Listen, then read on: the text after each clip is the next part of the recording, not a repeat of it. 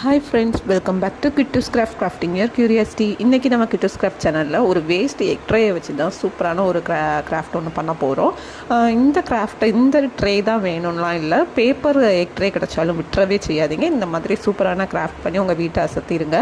இப்போ ஃபஸ்ட்டு பார்த்திங்கன்னா இந்த ட்ரேயை ஃபுல்லாக கட் பண்ணி எடுத்துக்கோங்க. இந்த ஃபுல்லாக நாலு ரவுண்டு சேஞ்ச் இருக்கிற மாதிரி நான் கட் பண்ணியிருக்கேன்.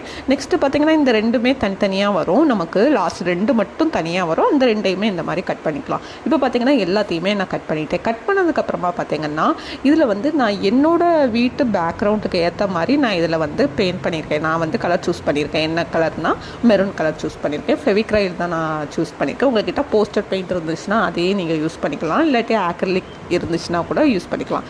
நான் இன்றைக்கி ஃபெவிக்ரைல் யூஸ் பண்ணியிருக்கேன். இது பார்த்திங்கன்னா என்னோடய வீட்டு பேக்ரவுண்டுக்கு ஏற்ற மாதிரி நான் கலர் சூஸ் பண்ணியிருக்கேன். அதே மாதிரி உங்கள் வீட்டுக்கு பேக்ரவுண்டுக்கு ஏற்ற மாதிரி நீங்கள் கலர் சூஸ் பண்ணிக்கலாம். ஃபஸ்ட்டு இது ஃபுல்லாக நம்ம எல்லாத்துலேயுமே கட் பண்ணி வச்சுருக்க எல்லாத்துலேயுமே நம்ம இது அப்ளை பண்ணிவிட்டு நல்லா காய வச்சு எடுத்துக்கோங்க. நம்ம சுற்றி அந்த ட்ரே கட் பண்ணும்போதே சுற்றி பார்த்திங்கன்னா நீட்டாக கட் பண்ணிக்கோங்க. அப்போ தான் நமக்கு அவுட்ஃபிட் நல்லாயிருக்கும். இன்னும் நம்ம கிட்டூஸ் கிராஃப்ட் சேனலை நீங்கள் இன்னும் சப்ஸ்கிரைப் பண்ணலைன்னா மறக்காமல் நம்ம சேனலை சப்ஸ்கிரைப் பண்ணிக்கோங்க. பக்கத்தில் இருக்கிற பெல் ஐக்கானையும் கிளிக் பண்ணிக்கோங்க. அப்போ தான் நான் போடுற வீடியோஸ் எல்லாமே நோட்டிஃபிகேஷன் வரும். இப்போ எல்லாமே நம்ம அப்ளை பண்ணிவிட்டு காய்ஞ்சதுக்கப்புறமா ஃபெவிபாண்ட் எடுத்துகிட்டு இந்த மாதிரி கோல்டு காயின்ஸ் இருக்கும்ல, அந்த மாதிரி இந்த காயின்ஸை ஃபுல்லாக நம்ம டெக்கரேட் பண்ணிடலாம். ரொம்ப சிம்பிள் தான். மூணு திங்ஸை வச்சு நான் ரெடி பண்ணிட்டேன். இப்போ எல்லாத்துலேயும் பார்த்திங்கன்னா இந்த மாதிரி ரெடி பண்ணியாச்சு. கீழே இருக்கிற தனியாக இருக்கிறதையும் இந்த மாதிரி க்ளூகன் வச்சு ஜாயின் பண்ணியாச்சு.